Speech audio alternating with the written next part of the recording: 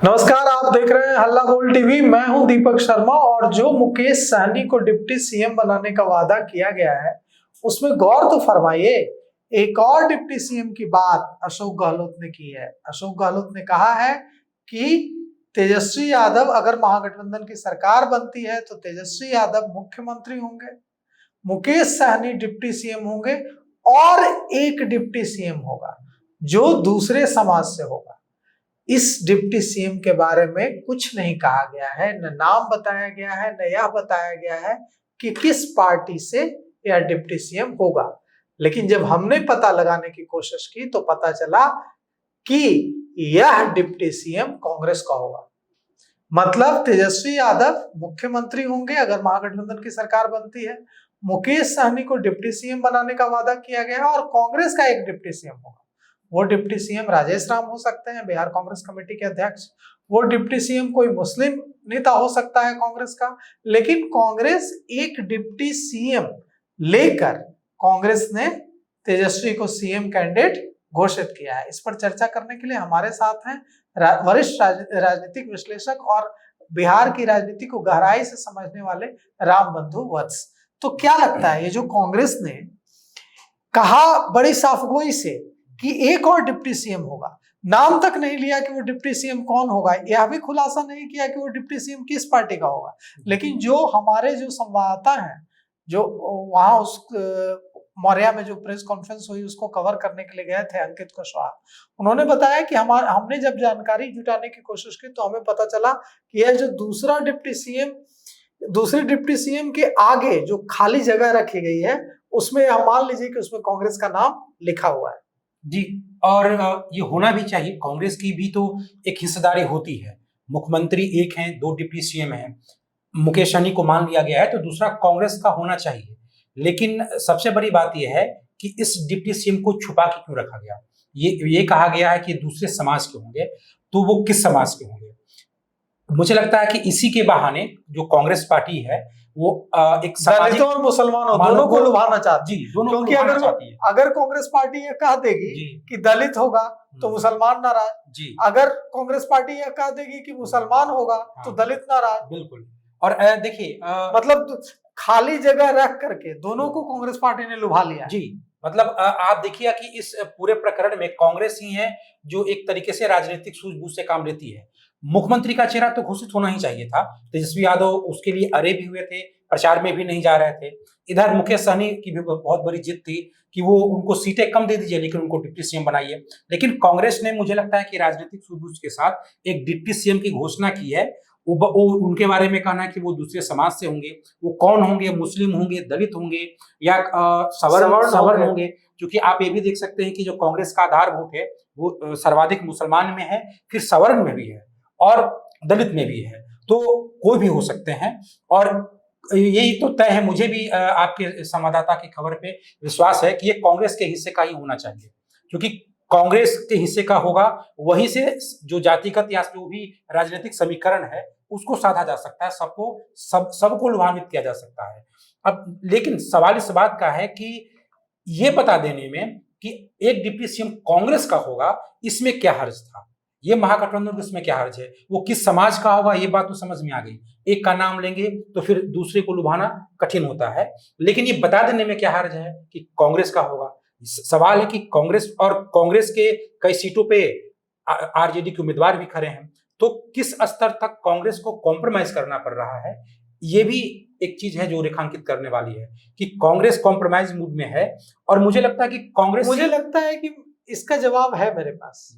मैं जो समझ पा रहा हूं कि ऐसा क्यों किया गया कि मुख्यमंत्री के चेहरे के आगे नाम लिख दिया गया तेजस्वी यादव का, एक डिप्टी सीएम के आगे नाम लिख दिया गया मुकेश सहनी का, लेकिन दूसरे डिप्टी सीएम के आगे खाली जगह छोड़ दी गई। इसके पीछे का गणित यह है कि अगर दूसरा डिप्टी सीएम होता घोषित कि एक और डिप्टी सीएम होगा जो कांग्रेस का होगा, या एक और डिप्टी सीएम होगा, राजेश राम डिप्टी सीएम होंगे, या कोई सवर्ण जाति का एक डिप्टी सीएम होगा, या किसी का नाम घोषित होता है, या यह भी घोषित होता कि कांग्रेस कहते कि मुसलमान को हम डिप्टी सीएम बनाएंगे, तो एक जो यह मैसेज जाता कि अच्छा 2 डिप्टी सीएम होंगे तो एक कांग्रेस का होगा, एक मुकेश सहनी होंगे। इससे जो बिहार के मल्लाहों को साधने की कोशिश, बिहार के जो निषाद जाति के मतदाता हैं, जो एनडीए के पारंपरिक रूप से वोटर्स हैं,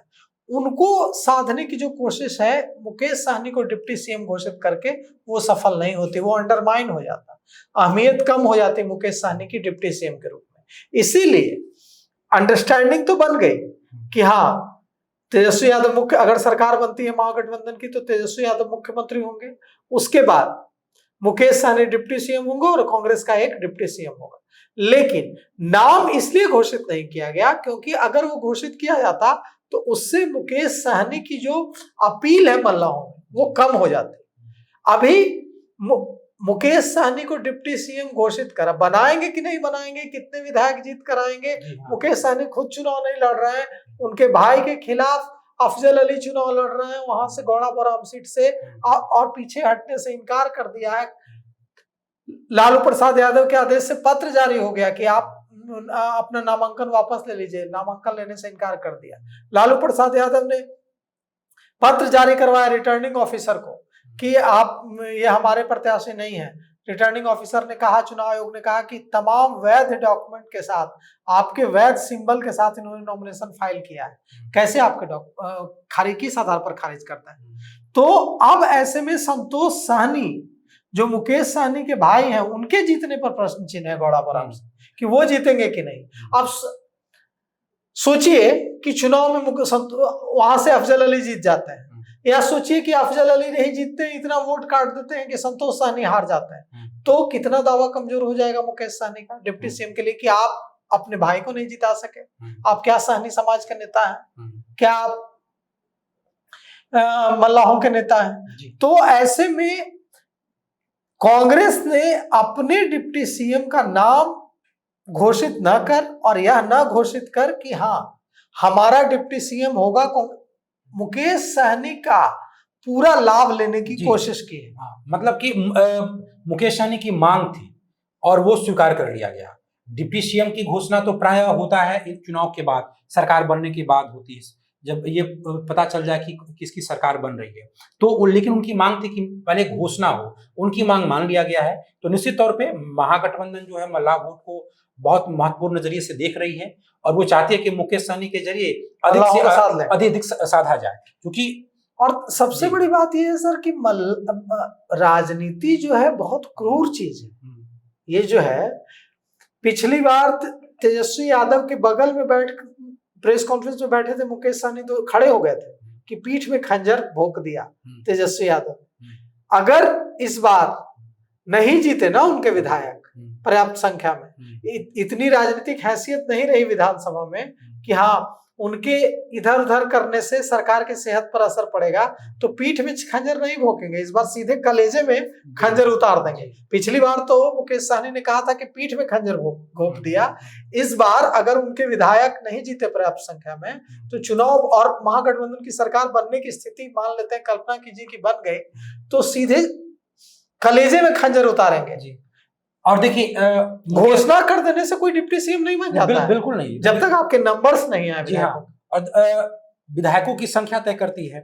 मुकेश सहनी कई दफा बोल चुके हैं कि मुझे सीटें कम दें लेकिन मुझे डिप्टी सीएम बना दें। मुझे लगता है कि मुकेश सहनी की एक राजनीतिक सूझबूझ की कमी है, वो अधिक से अधिक सीटें चाहिए, जिसके पास पर्याप्त सीटें हों और अपने विधायकों को समेट के रखने की क्षमता हो, वो तो खुद ही बार्गेनिंग कर सकता है। मधु कोड़ा निर्दलीय विधायक जीत करके झारखंड में, अकेले निर्दलीय विधायक जीत करके झारखंड के मुख्यमंत्री बने। बिल्कुल, अगर आपके अंदर बार्गेनिंग नेगोशिएशन का पावर होगा तो आप मुख्यमंत्री बन सकते हैं। बिल्कुल, आपके साथ विधायक हो या आपके साथ जातिगत आधार वोट बैंक हो तो आप बार्गेनिंग कर सकते हैं। वहां से कॉम्प्रोमाइज करके सीधे पद चाहते हैं।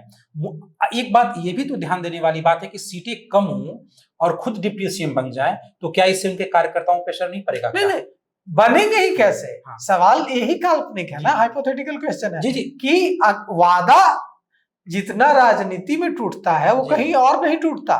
अगर आपसे वादा किया गया कि आपको बनाएंगे, देखिए अनिल सहनी है राष्ट्रीय जनता दल के, डॉक्टर अनिल सहनी राज्यसभा सांसद रहे हैं, विधायक रहे हैं। 2 दिन पहले उन्होंने इस्तीफा दे दिया, कल ही इस्तीफा दिया, सॉरी कल इस्तीफा दिया। उन्होंने कहा कि अति पिछड़ों का आरजेडी में कोई सम्मान नहीं है, राष्ट्रीय जनता दल में अति पिछड़ों का बहुत अपमान हो रहा है और मैं यह अपमान सहन नहीं कर सकता और यहाँ दलालों का बोलबाला हो गया है, हम इस्तीफा देते हैं। अनिल सहनी को स्टार प्रचारक बनाया था, जो आरजेडी के स्टार प्रचारकों की जो सूची जारी हुई थी उसमें डॉक्टर अनिल सहनी का नाम था, पूर्व राज्यसभा सांसद। तो राजनीति एक ऐसा खेल है जिसमें वादा करना और वादा टूटना कोई बड़ी बात नहीं। बिल्कुल।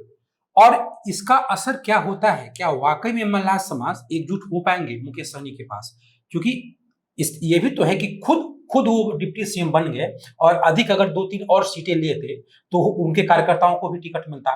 तो कार्यकर्ताओं के सम्मान या उनके अधिकार को छोड़ करके अगर वो अपने पद को लेकर के लंबे समय तक लगातार अड़े हुए हैं तो इसका एक मनोवैज्ञानिक असर उनके ही कार्यकर्ताओं में पड़ता है। मतलब आप ये कह रहे हैं कि मुकेश सहनी की ये जिद थी शुरू से कि उन्हें डिप्टी सीएम बनाया जाए, कई दफा, लेकिन मुकेश सहनी जीत कर भी यहाँ हार गए। जी देखिए, वो डिप्टी सीएम तो घोषित हो गए, बिल्कुल, लेकिन सीटें नहीं ले पाए पर्याप्त। जी देखिए, अगर वो डिप्टी सीएम बनना चाहते थे ये मांग में कोई खराबी नहीं है, लेकिन सीटों ये नहीं बोलना चाहिए कि आप सीटें चाहे कम दे दें लेकिन मुझे डिप्टी सीएम बना दें। ये तो ये होता है कि वो अपने जनाधार वोट बैंक से अपने पद के लिए बार्गेनिंग कर रहे हैं। तो कोई भी जो नेता होता है, पार्टी का राष्ट्रीय अध्यक्ष है, उनको अपना आधार वोट बढ़ाने के लिए अपने कार्यकर्ताओं के लिए भी तो एक स्पेस बनाना होता है।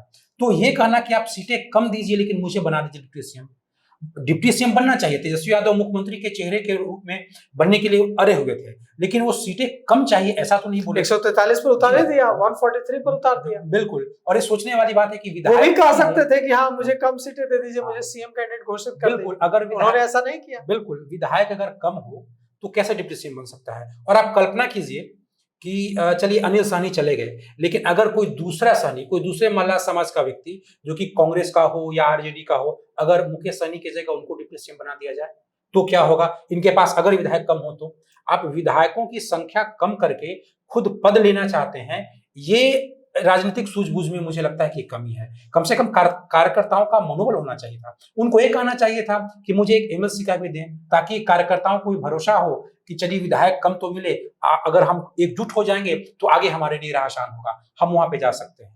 तो मुकेश सहनी ने शायद कहा है, हाँ ये निश्चित तौर पे देखिए मुकेश सहनी के साथ दो बड़ी बातें हैं। एक तो ऐसा करने से महागठबंधन ये चाहती है कि मुकेश सहनी का जो आधार वोट बैंक है वो बढ़े। दूसरी बात है कि महागठबंधन में जुड़े रहें, वो इधर उधर न जाएं। तो ये दो चीजें हुई हैं, लेकिन देखने वाली बात है कि क्या इससे वाकई में उनके कार्यकर्ताओं में उत्साह बढ़ता है या नहीं।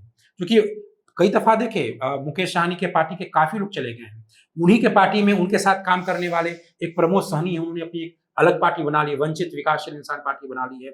उनके साथ काम करने वाले लोग बीजेपी में चले गए हैं, मंत्री हैं। तो जो उनके नेता हैं और जो कार्यकर्ता उनके साथ हैं, ऐसा नहीं कि उनमें विस्तार हो रहा है। दूसरी पार्टी से कोई मुकेश सहनी में नहीं जा रहा है और मुकेश सहनी की पार्टी से दूसरी पार्टी में जा रहा है। तो इस निर्णय से क्या फर्क पड़ता है? देखिए जैसे कि एक चिराग पासवान है, उनके बारे में भी कहा जाता है कि वो मुख्यमंत्री बनना चाहते हैं, लेकिन कभी भी वो कम सीटों को लेकर के बात नहीं की है।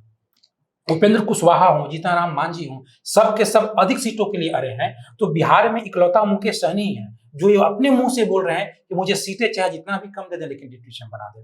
तो ये मुझे लगता है कि एक राजनीतिक अपरिपक्वता का परिचायक है और देखने वाली बात होगी कि वास्तव में मल्लाह समाज कितना उनके साथ जुटेगा और इस निर्णय से महागठबंधन को कितना फायदा होगा। महागठबंधन को घोषणा करने में क्या है, जब सीटें आएंगी, जब सीटों का अंक गणित होता है तो तब जाके तय होता है। और अगर किसी के पास 2-4 विधायक हैं, वो कब तक उनके पास टिके रहेंगे, किधर चले जाएं। तो मुकेश सहनी की घोषणा हुई है, देखने वाली बात है कि परिणाम क्या होता है। देखिए मुकेश सहनी आज बहुत खुश होंगे। शुरू से उन्होंने यह मांग रखी थी कि उन्हें मुख्यमंत्री तेजस्वी यादव को बनाना है और उप मुख्यमंत्री उन्हें खुद बनना है। लगातार वे ये कह रहे थे। मुख्यमंत्री के लिए तेजस्वी यादव का नाम घोषित हो गया और उप मुख्यमंत्री के रूप में मुकेश सहनी का नाम महागठबंधन ने घोषित कर दिया। अब अगर सरकार बनेगी तो क्या मुकेश सहनी उप मुख्यमंत्री बनेंगे? कोई गारंटी नहीं। राजनीति में घोषणा का कोई महत्व नहीं होता। हम आज जो मुकेश सहनी की खुशी है उसमें कोई रंग में भंग नहीं डालना चाहते। उनको बहुत बहुत बधाई कि वे आज डिप्टी सीएम कैंडिडेट घोषित हुए हैं, लेकिन हम उनको सावधान करना चाहते हैं कि ये राजनीति है जो कि बहुत क्रूर चीज है। पिछली बार उन्होंने कहा था कि मेरी पीठ में खंजर घोंप दिया गया, तो इस बार अगर वादा करके उन्हें नहीं बनाया गया तो यह उनके कलेजे में खंजर घोंपने जैसा होगा। और ऐसा हो सकता है अगर उनके विधायक अच्छी संख्या में जीत कर नहीं आए तो निषाद को ही बनाना होगा, तो किसी दूसरे को बना देंगे। राष्ट्रीय जनता दल अपना कोई डिप्टी सीएम बना देगा निषाद समाज का और कहेगा कि इनके तो विधायक जीत कर नहीं आए, हम इनको क्यों बनाएंगे, कांग्रेस बना देगी। तो निश्चित रूप से मुकेश सहनी को यह भी देखना होगा कि उनके विधायक अच्छी खासी संख्या में जीत कर आए। कम विधायक जीत कर आए और वे डिप्टी सीएम बन जाए, यह चलने वाला स्थायी रास्ता नहीं है। तो फिलहाल इस पेशकश में इतना ही। आगे की खबरों के लिए देखते रहिए हल्ला बोल टीवी। शुक्रिया।